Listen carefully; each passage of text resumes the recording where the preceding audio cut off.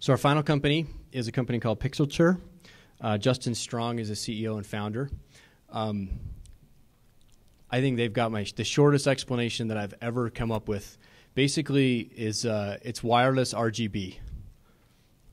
I get it. It's more than that, but anyway, it's really cool stuff. They're out of some technologies developed at BYU, and so the 3 lessons that Justin gave us was, number 1, everyone falls down. The successful entrepreneur is the one who got back up more times.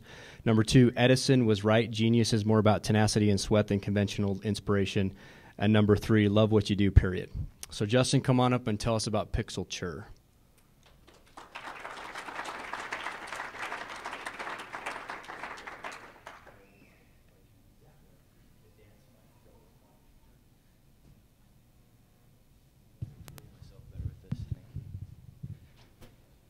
All right, thank you, Jeremy, and everyone, thank you for your time. I've been struggling for the last 30 minutes to top IP in the shower, and I got nothing. So set the expectations right now. I have no comedic relief that's going to match that. So excited to be here and tell you about Pixelture and what we do and what the concept is. And wireless RGB is probably kind of a start, but let me see if we can try to make this make sense. So first let's start with, this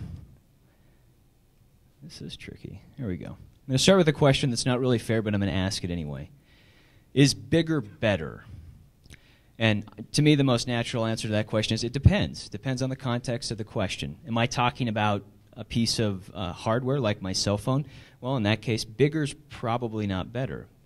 But if I'm talking about this presentation and I want to share an idea with you, I can't bring my cell phone out, or in this case, say a laptop, and have you guys see the slide and have it make sense. So in the context of sharing ideas, bigger is better. That's why we have this nice projected image. So if I take this one step further and go from the laptop scenario to the handset scenario, bigger is absolutely better because this is totally indistinguishable to the audience. But if I take advantage of this screen, I get this great space that everybody can see and recognize. I'm trying to communicate a message about the size of a market at some future point in time. And this screen then becomes valuable. So I think we could probably all agree that in the context of at least a presentation or sharing ideas among a group of peers, bigger is better when it comes to your display space. So what's wrong? What's wrong? Why isn't this good enough? Why doesn't this satisfy the current need today?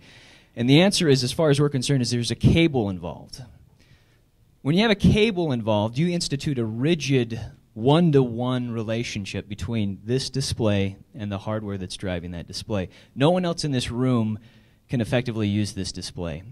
Moreover, I have to play the cable handshake anytime I want to use a display like this. And if you've ever been to a presentation where you are one of 5 people and you bring up your laptop, well, then you've played that routine and you hope that it works. You plug it in. You hope that everything syncs up nice. And if you're a Mac user like me, you're hosed because nobody has the right adapter. So the cable is the problem here that we're trying to address. We want to remove the cable from the equation.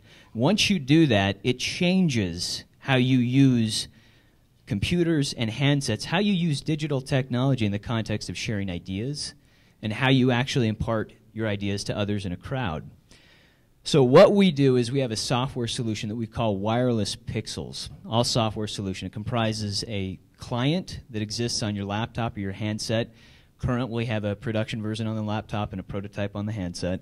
And then a server piece of software that exists on a device that's talking to the display. And those two things allow you to basically take what you see on your laptop or your handset and post it up to 1, 2, 3, 5, 10, 200 displays in real time and at the same time.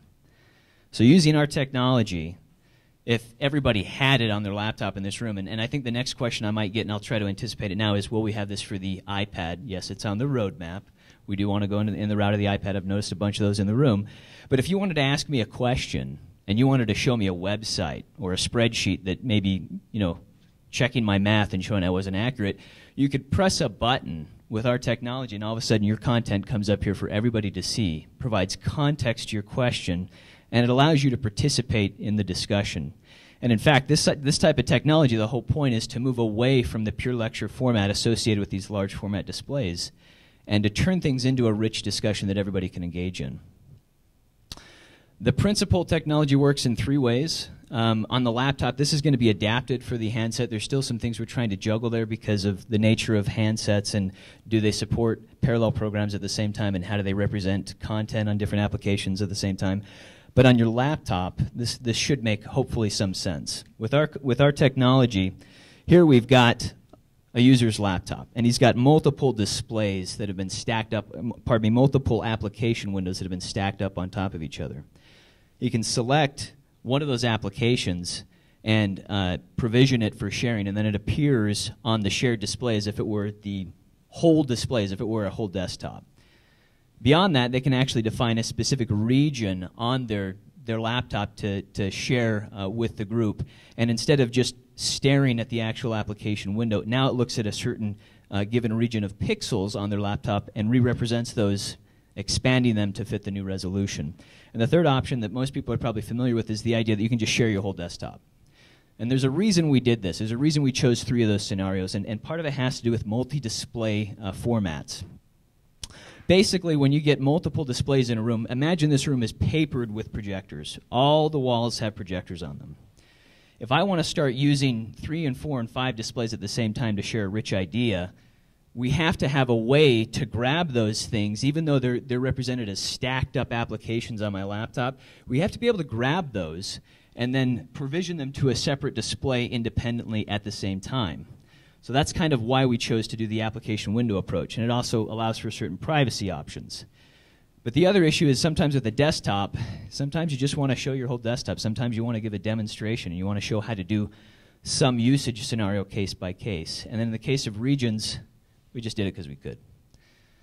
The other aspect here that's, I think, steps this apart, or sets this apart rather, from just wireless RGB is the fact that everybody in the room can access it at the same time. We have brokering capabilities that allow everybody to take a look at this and use it at the same time as they desire. So what are people saying about it? We're now moving into the revenue generation phase of things, and so things are going good, and we're getting some good attention. We're not there yet, but we're getting the sort of attention we think that we need in order to strike the big deals to carry us forward. So where are we today, and what is it we could really benefit from the wisdom in this room? There's 3 questions we're asking ourselves relative to our customers. We're going after a few different markets, but the one where there's initial traction, where this lines up really, really well, is higher education. The reason for that is in a classroom, in the modern classroom, you have 1 or more projectors persistent in the room. You also have a base of students that almost always have laptops accessible to them. In that scenario, it becomes very compelling to allow them to engage the professor in a rich discussion. So we're going after those customers. And pardon me, let me jump to this slide here. We're going after those customers today, and we're having a lot of interest, but we're dealing with the notoriously high sales cycle associated with higher education. I don't know that anybody would make the case that higher education purchasing departments just move too fast for everybody to keep up with. So if anybody has experience or backgrounds dealing with higher education, your wisdom and input would be greatly, greatly valued. The second issue is we're starting to engage into enterprise sales. Shorter sales cycle, but we're questioning, do we go after resellers? Do we go after a value-added reseller of some kind versus a high-value distributor? Do we keep the relationships direct? Question that we're asking ourselves there is really is it a time-to-market issue or is it a margin issue? And the last question here is, how should we approach OEMs? And that's a very important question, probably the most important one, and I'll try to explain why.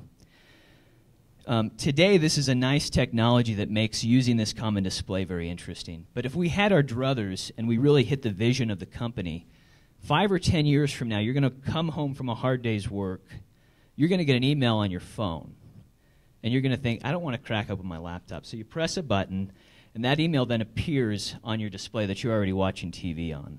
You don't crack open the laptop. You completely abstract yourself from the idea of a laptop. You use the display that's already in front of you to share everything. As displays become more prominent, this moves into every scenario you can imagine. If you walk into your office, you use the display there. It's no longer about the computer that you have in the room. It's actually about the computer you have in your pocket that you're carrying around with you that's becoming more and more powerful.